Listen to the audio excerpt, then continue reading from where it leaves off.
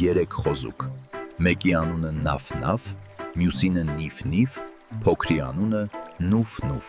Նրանք ապրում էին անտառի հարևանությամբ։ Ամբողջ ամառ նրանք ուրախ խաղում էին։ Ոչ մի հոգս չունեին։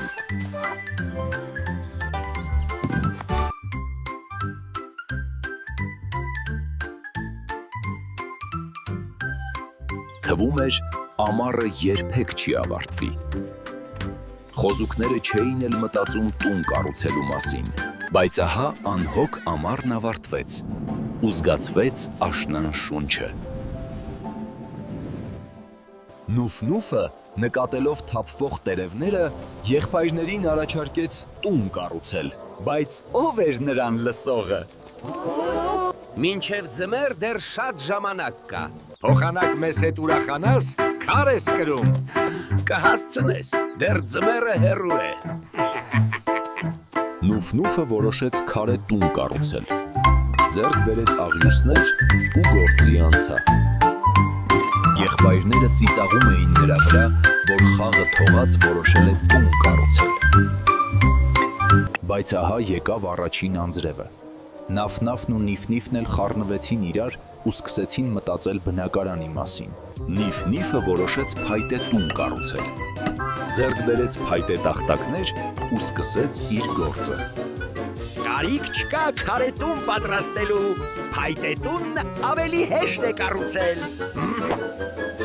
Իսկ Նաֆ-Նաֆը իր տունը պատրաստեց ծղոտից ու ծառի բարակ ճյուղերից։ Ինչ կարիք կա քարի կամ փայտի պատրաստություն տեսնել, եթե այսքան ծղոտ ու ցախ կա, ծղոտե տնակն ավելի հարմարավետ է։ Դեռ նոր էին նրանք ավարտել տների կառուցումը, երբ վրա հասավ ձմեռը։ Ձմռան գալուստի հետ մոտակայքում լսվեց սոված գայլի ոռնոցը։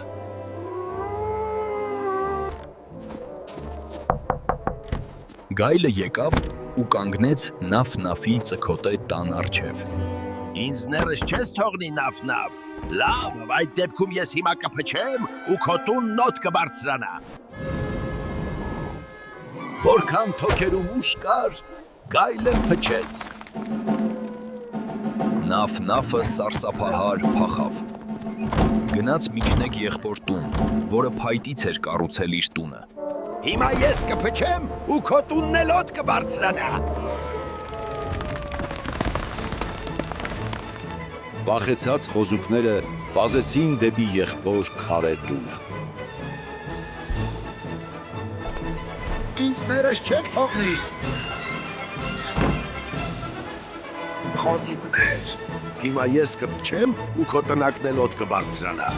Գայլը փչեց, բայց տունը տեղից չշարժվեց։ Այնքան փչեց գայլը, մինչև հոգնեց։